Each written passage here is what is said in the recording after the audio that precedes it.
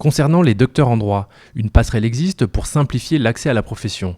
Ils sont dispensés d'épreuves d'entrée au CRFPA. Vous souhaitez ajouter une nouvelle condition pour bénéficier de cette passerelle, c'est l'enseignement de 60 heures en droit en 2 ans dans l'établissement dans lequel le doctorant effectue sa thèse. Pourquoi avoir prévu une telle mesure ? Alors, la question de la passerelle des docteurs, c'est une question qui fait l'objet de débats depuis déjà de nombreuses années. Elle a été discutée notamment dans le cadre d'une instance qui s'appelle le Conseil national du droit, où la question avait été soulevée et dont le Conseil national du droit avait été saisi de cette question, avait donné lieu à des travaux entre universitaires et avocats, des travaux qui avaient été parfois un peu houleux d'ailleurs. Je dirais que alors la première, il y a trois possibilités. On conserve la passerelle en état, on supprime totalement la passerelle et on traite les docteurs exactement comme des étudiants qui sont titulaires d'un diplôme de master, ce qui peut faire réfléchir parce que le doctorat, c'est quand même un diplôme d'un autre niveau que le diplôme de master.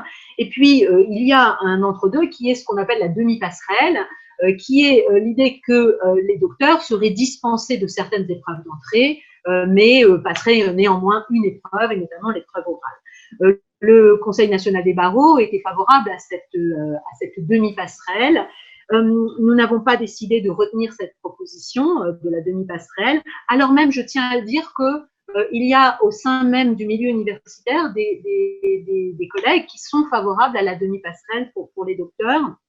Nous, il nous a semblé que ce diplôme de doctorat, qui est, c'est pas le plus élevé, mais c'est dans l'esprit du public le plus haut diplôme de droit en France, qu'il justifiait tout de même que ces docteurs puissent accéder sur la seule foi de ce diplôme aux écoles, en rappelant quand même que de toute façon derrière ils vont passer le CAPA, ils vont faire la scolarité et donc ce n'est vraiment qu'une dispense de l'examen d'entrée. Alors c'est vrai qu'on a rajouté, tout en conservant le principe de la passerelle et en écartant l'idée qu'il puisse y avoir une demi-passerelle, nous avons ajouté cette condition d'enseignement. Pourquoi? Parce que nous avons été sensibles aux arguments qui étaient avancés, notamment par la profession, l'argument qui consistait à dire qu'il y a parmi les docteurs quelques doctorats qui sont délivrés dans des conditions qui posent question. Et il se trouve que pendant le temps de nos travaux, il y a eu une actualité qui a malheureusement confirmé la réalité de ces inquiétudes. Oui, il y a quelques doctorats aujourd'hui qui interrogent quant aux conditions de leur délivrance et nous en sommes tout à fait conscients à l'université et nous faisons vraiment un vrai travail en interne pour essayer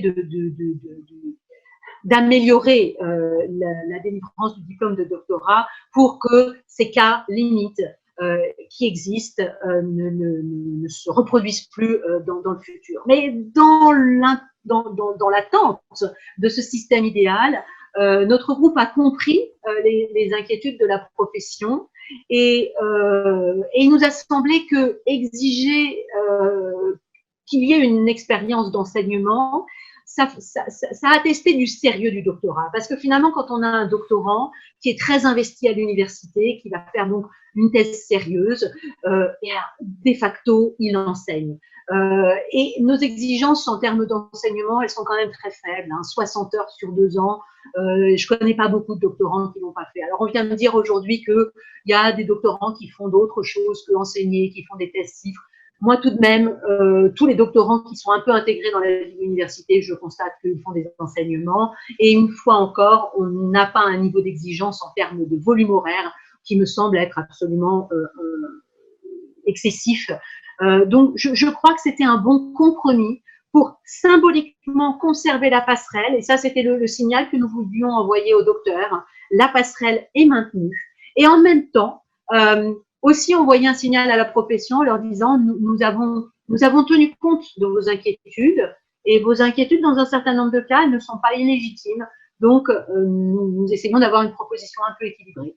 Peut-être pas parfaite, mais en tout cas c'est la nôtre.